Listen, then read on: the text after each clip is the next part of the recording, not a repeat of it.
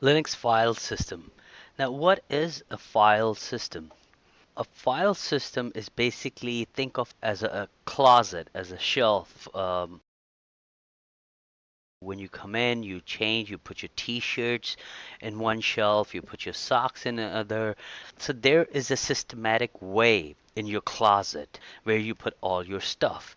The file system in an operating system works exactly the same. The operating system has file system where command files go to a different folder, peripheral devices or files go to a different folder, all the programs and applications that you install go to a different folder. So it will be easier, much easier for operating system to access those files.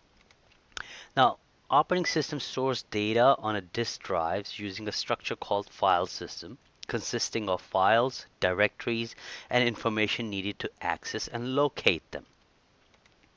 There are many different type of file system. In general, improvements have been made to file system with new releases of operating system, and each new file system has been given a different name. In Linux, we have file system called extension 3, extension 4, XFS. And in Windows, it's the file system called NTFS or FAT.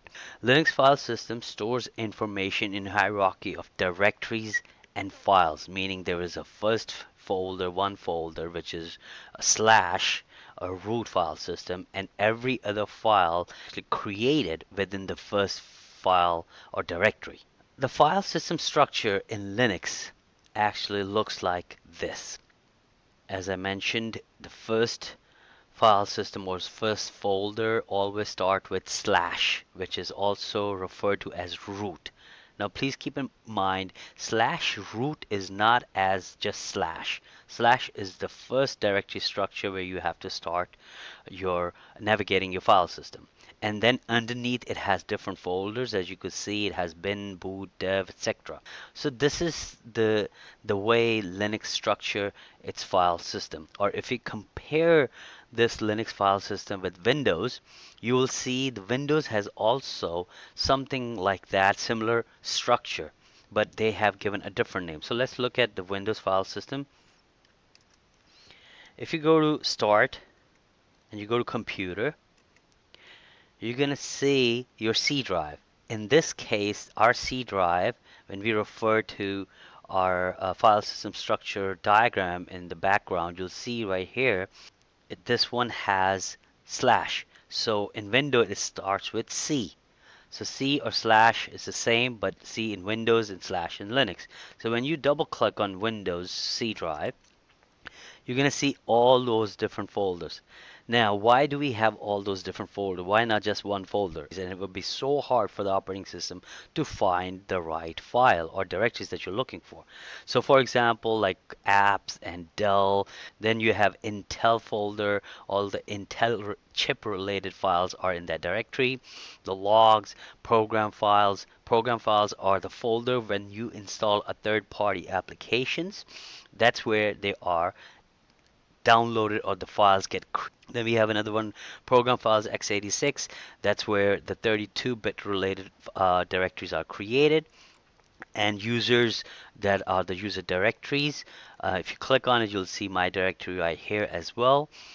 And then of course the Windows, anything that related to Windows. So that's why it is predefined by Windows that every time we create a file or every time we install a program, automatically it gets installed into these files and directories. So just like that, when we come here, you'll see here that this is the file system the same way in Linux this file system is created, but of course the naming convention is different. Now let's take a look at our Linux file system. So I'm going to open up Oracle VirtualBox.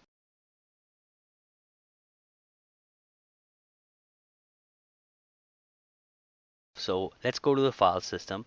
So as I said, in the Linux file system, it starts with a root. So when you do cd slash, which is root slash, hit enter, and then you do ls minus l.